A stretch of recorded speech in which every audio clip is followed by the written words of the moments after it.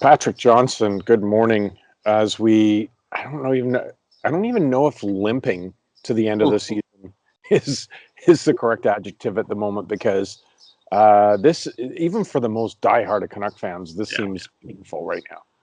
Oh yeah, I mean, just looking at the fact that these games, the last, I guess the last two. I mean, the game tomorrow, of course, is midday. At least it's Saturday, but the last two games next week, Tuesday, Wednesday, are middle of the day, and I don't think this is like,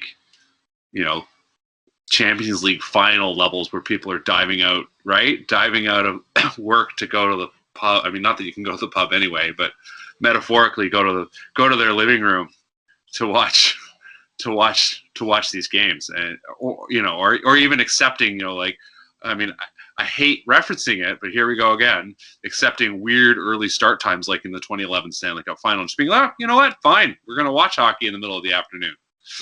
I don't think that's happening. No, it's dreadful. It serves essentially a very, I think, in the big picture, pretty minor purpose, which is to sort of fill the glass right to the top. And it doesn't. The players aren't. There's no benefit for the players. I mean, credit. I tried my best last night to give, writing about the game last night, to try to give the players some credit, because like, they're showing up. But I mean, the energy level, as I think initially described it, was somewhere between an exhibition game and an all-star game. I mean, there were hits. Jimmy Vesey, of all people, was throwing hits. Travis Green wasn't happy. There were, that one elbowing call was called on Vesey, and there wasn't an elbowing call on a similar incident against Nate Schmidt, where he got elbowed. But you're right. It's hard for, even like you said, even the day, you can just see it. There's diehards on Twitter who aren't saying anything. Like, there's just nothing to say. So before we came on it, we talked about how, like, I don't really feel the need to break down the Canucks versus Flames in these last three games. But speaking of which, you probably have to write something for the season preview or glass preview as the game night feature we talk about. But oh yeah, that's right. Yeah, no, but I wanted to ask you. I know there's still issues around like Jonah Gadjevich, but if you look at this last portion of the season, where if there is something for Canuck fans to engage, it's been Jack Rathbone, Cole Lind, Jonah Gadjevich. I know we haven't seen that translation yet from the latter, but in your mind, what are the odds of any of the three of them being involved at the start of next season? And by being involved, I mean like actually making the roster and at least being with the big club, even if they're not playing every game. Yeah, I think Rathbone is high. There's a couple of things. We've sort of been saying, well, right now, the way the cap sits, it's not great.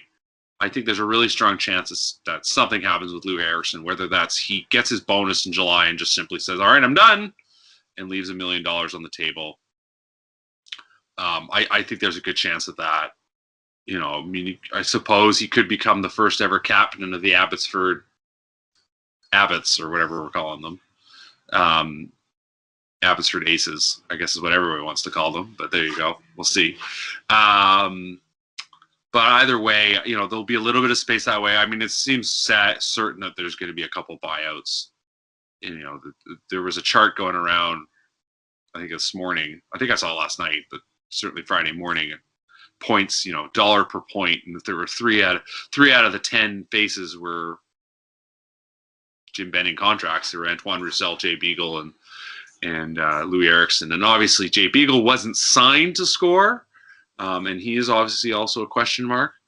But Roussel was, I mean, it's been let's be honest, it's been a tough go for Roussel. The first season was good. I think he sort of did what he needed, and he hurt his knee, and it just hasn't been the same since. So anyway, I think there's sort of two of those targets, as I've written about before. So that opens up some options, but even just not to correct you, but I don't believe Eriksson was on the list because he hadn't played the minimum 25 games. Oh, that's right. But there was a third one on there. I don't remember who it is. Who is it? Yeah. I'm terrified. Roussel, Beagle, and... All right, well... Oh, it was Virtanen. Oh, right. So many candidates, yeah. Yeah. Tyler Toffoli was not on the list. Fourth. Yeah. Right.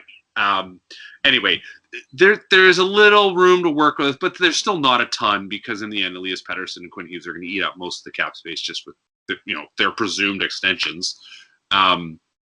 So you need efficiencies. And Jack Rathbone has played well enough. I mean, he still has challenges, I think, defensively, but he has played well enough for us to say that he is going to play a part on this team next year. I think that's a safe bet. That I feel, you look at the left side, I mean, it's going to be him and Quinn Hughes, and we'll see what happens with Alex Edler.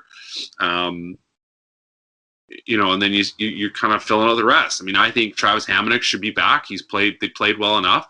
Obviously they need to get better defensively. This has been a rinse repeat issue, like the problems with scoring the bottom six, for almost the entirety of Jim Benning's tenure in charge, that they need to change things up. So that's some of the story. But yeah, I think Rathbone's will be back. Lind, I mean, he got to play. He can play. He can play hockey, but nothing about him told me that this guy's a top six player. And that's what they need to find an efficiency of. I mean, he could easily, sure. There's reason to think he could probably make it as a fourth line winger. We'll see.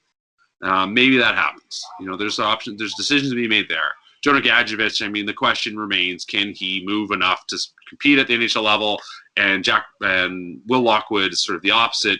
Can he actually score enough to compete at the NHL level? Because I think he can skate and certainly has the energy level. I talked to Bill McCult, his coach at Michigan, about him earlier this week, and I'm going to put a story together probably early next week about him. But in the end, the three forwards that we're talking about, none of them are perfect, and certainly none of them really tell me that they're going to be top end solutions in any way. But they need guys like that to emerge. When you say things like, yeah, he can play hockey, that's a very low bar. You expect if you're pulling on an NHL sweater that you can play hockey. Reminds me of the great Canuck top 10 draft pick Dan Woodley, where after the fact that he, just couldn't even get a cup of coffee in the NHL, that they said, well, he couldn't one skate. Game, right? Yeah, but they're like, he just couldn't skate. I'm like, could the scouts not have seen that in junior playing with Portland, I believe? But it's funny. I know, but this is what we're talking about. I know they're cliches, but it's like generalism. Like, are you up to NHL speed? Like, that's the basis that you want to see from these guys. Yeah. I mean, obviously, there's guys like Podkolzin are going to be like right into the mix for next year. But let me ask you a philosophical question about this franchise. Let's assume that Jim Benning's going to be back. I know that's a big assumption. There's a lot to be said here. There's a lot of kind of smoke and mirrors and mystery coming from some of the insiders who get told stuff. So it's all. I think you can be safe to say that they haven't made a decision yet. But let's assume Jim Benning comes back. So he has said, 2 more years. So if you take him at his word and say 2 more years, you would think the mantra would be let a Lockwood play, let a Lind play, let a Rathbone play, let them make mistakes and let them grow, let them learn. And in 2 years, we'll be really competitive. Do you think that's a blueprint that the organization is in on? No, because, I mean, you would think so, but because it is so obvious. But, one of the things I think I've said before that I've learned in covering this team, certainly covering this team, but hockey in general as well, is that the logic that us normal humans understand and use often doesn't apply. And I can't explain why not. It's just, for some reason, there's sort of thinking inside hockey that just leads itself to bizarre conclusions. So I'm always careful to say, yes, this is what this is what they're going to do. But in this case, the trend has been simply that the owner gets anxious. He likes to see sort of his name flashing in big bright lights. We signed a big contract, and we missed the playoffs again. Which again, like I said, you'd think the logic here would reflect the logic there, but this, and so it is the case of do you keep what is the definition of crazy? And so they wanted to make a big splash, missed out on Lucic, move on to Eriksson, even though there were lots of red flags to really do that. To sign Eriksson to the number they signed him to, let alone term and the sort of rationale, right? And then fast forward 3 years, and you're doing the same thing with Tyler Myers. Like, you need a big fish. Picture Mike Gillis with a tuna. That's what they want. Yeah, and bidding against yourself.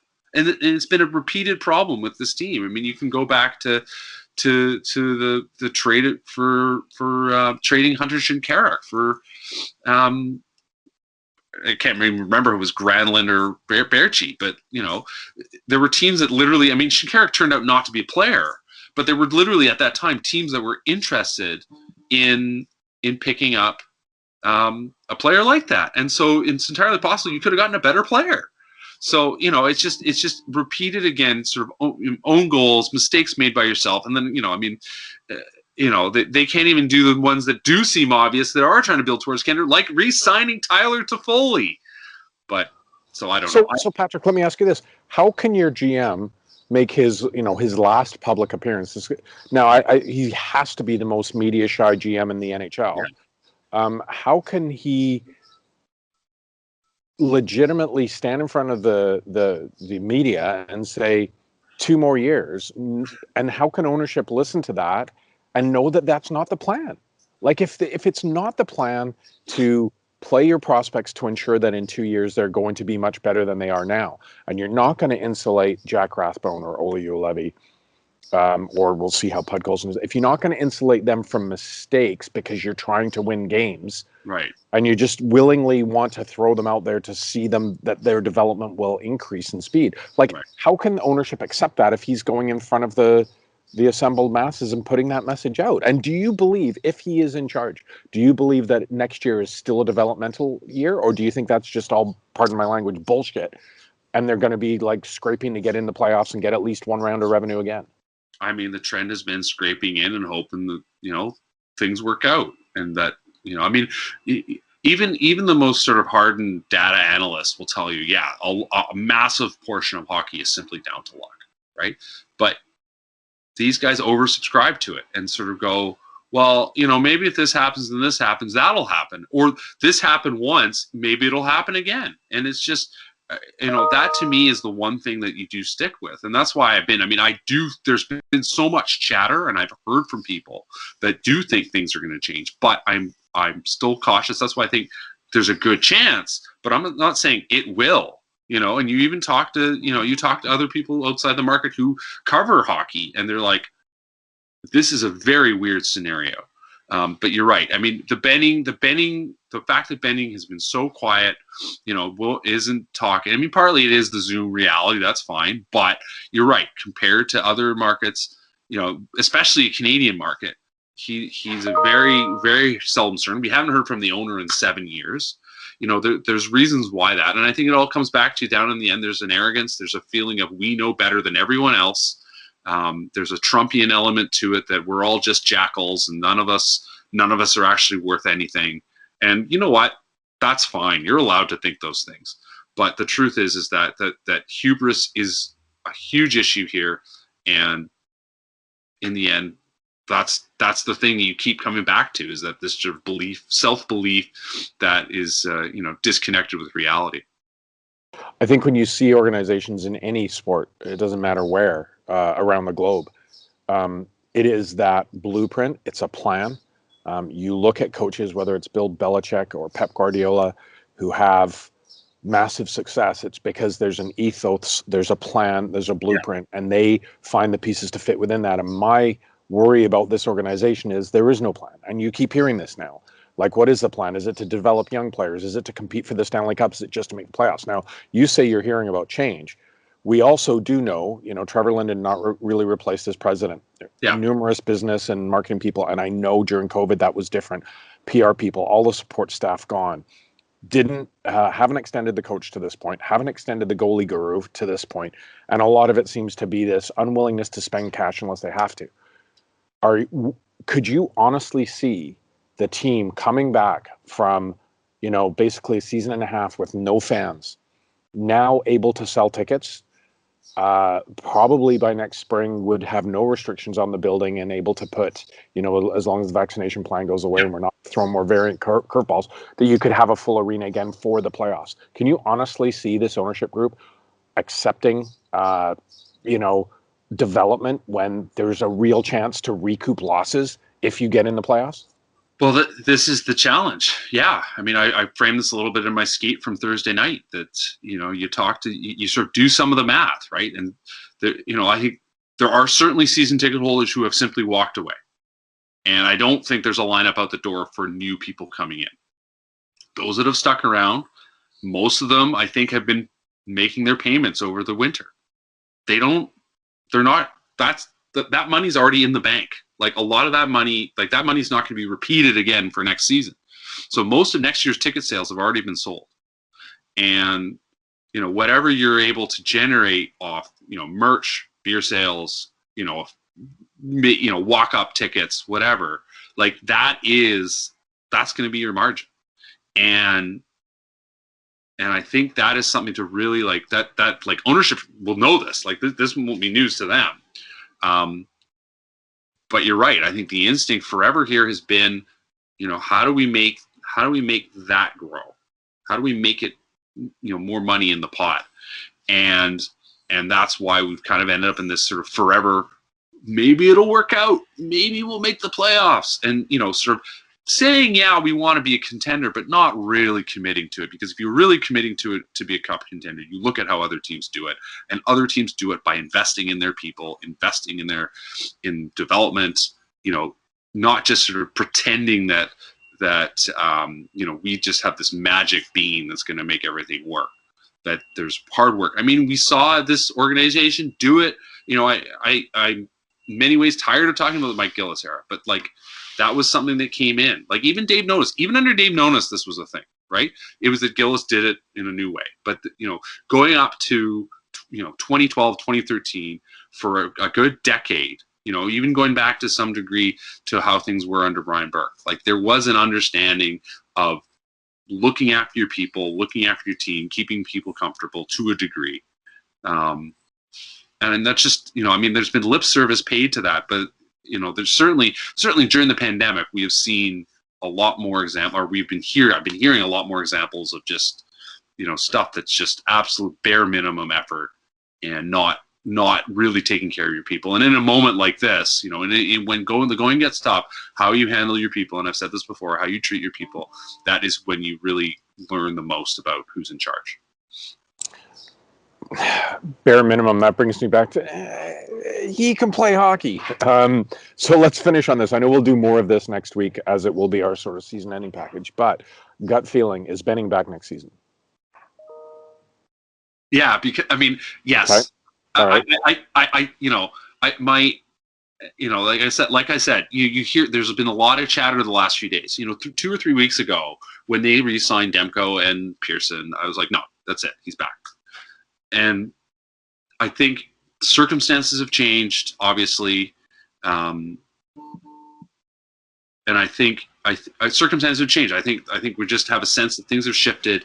I think the mood I do think the mood of the fan base in general has turned much more sour, and I do think there is become an understanding of damage to the brand, and that at the end of the day, as I've said more than once and I've written more than once, damage to the brand and sort of financial impacts will drive the final decision. Gut feeling, is Travis Green back? No. Is Ian Clarke back? No, I think they're both gone. I didn't. Yeah, I'm almost certain that that's going to happen. I mean, there is, of course, the outside chance that the reverse happens and that Benning's gone and that somehow Green stays because there's a GM like or something. But at the end of the day, Green's going to have to look for number one. Tort's coming back. Sorry? Gut feeling then is Tort's coming back. No. Sorry, Mike Martinego. John Tortorella is not coming back. But I don't. So it's safe to uninstall the Murphy bed then, is what you're saying. All right, Patrick, we'll leave it there this week. A couple of meaningless games to keep an eye on that you still have to cover because it's your job. But easier deadlines during the day, as you said, and we'll get back more. We'll have a full package next week looking at what the offseason looks like for the Vancouver Canucks. So enjoy the weekend. Go feed the birds.